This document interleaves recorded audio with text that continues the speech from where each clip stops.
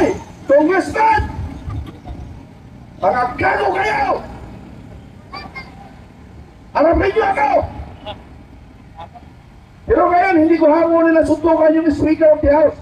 Dahil si Romualdez, 10 beses ko hinamon na suntukan. Ayaw pumatol, ayaw natanggal. Di ba natanggal natin? Kailan ba natin natanggal ang Speaker of the House? September 17. Natakot? Ha? Natakot? May takot din pala ang ating congressman, ano? Si Speaker Romualdez. Pero problema lang, naubos yun ang kabanang bayan bago umatras. Pero ngayon, yung Speaker of the House ngayon, si Congressman Day. Hello, sir. Saludo ako sa iyo. Wala kang ingay. Salamat, hindi ka maingay. Salamat, sana hindi ka magpasikta.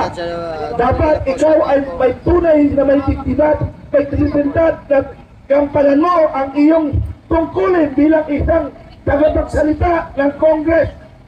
Huwag kayong magpadikta. Tandaan nyo, matatapos rin ang panahon ninyo.